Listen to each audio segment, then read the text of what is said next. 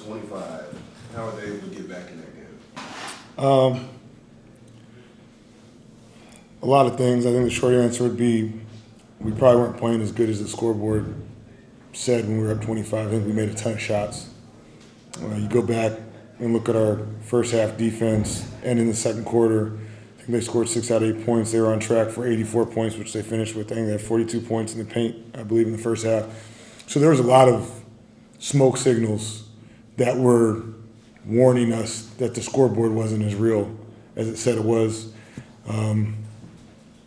And pretty disappointed the way that we came out of half. And give them credit, JB's gotten to play hard, and they didn't quit, and they made some shots, and they flipped the game. And then you're in a dogfight. Your team throughout the season has been one of the best first quarter teams and fourth quarter teams in terms of net rating, but the third quarters have been an adventure. Have you been able to diagnose anything that's going on, any common themes between the third quarters this year? They've just been consistently not up to our standard. You know, it's hard. You want to start strong. You want to finish strong. You want to maintain throughout. You want to finish quarters. You want to start quarters. But that clearly has been something that we have a lot of improvement to do.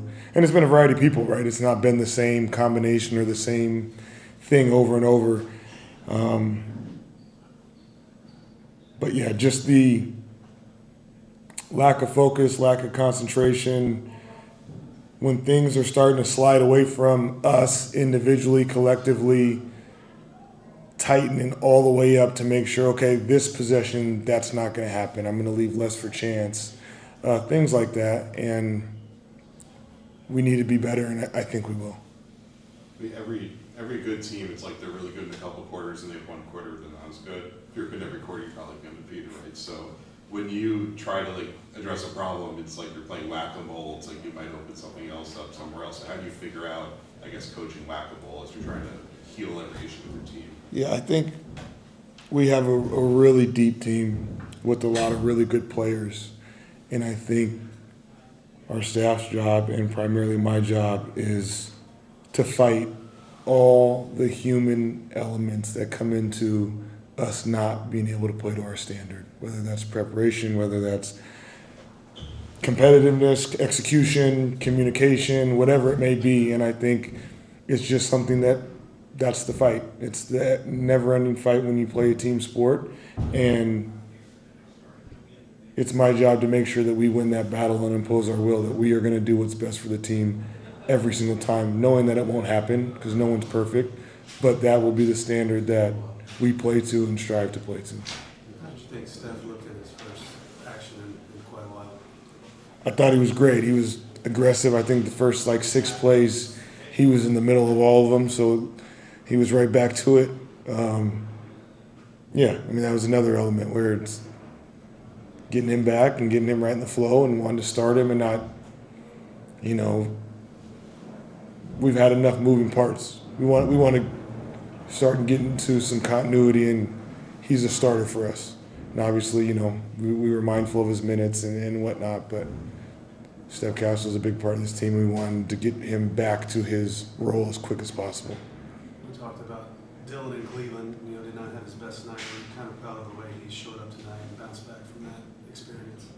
Yeah, no surprises in terms of him bouncing back and being aggressive and then just continuing to impact the game when the basketball's not in his hands and all those little things, off-ball defense, offensive spacing awareness, those things. But he's obviously dynamic.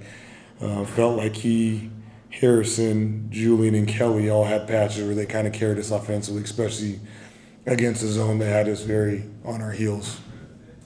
Dylan's always had a good floater. It seemed like back in the preseason he was trying to get a feel for when do I go to a floater, when do I try to attack the rack. And that last basket there, he went hard at it, took the contact, still threw it in.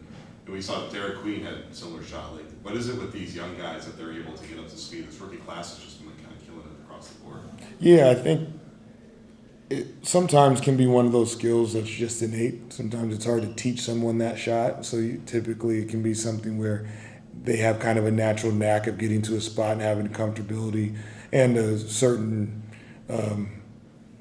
skill to make that shot. I think there's also been an added emphasis on it at times because if you go back and flip it on defense, rim protection has been so highly focused. So sometimes when you play elite rim protectors, you may need a counter where you don't try to get all the way to the rim. And I think those two guys you named are great examples of young players that have developed it at a young age. Thanks, Mitch. Thanks. Thanks.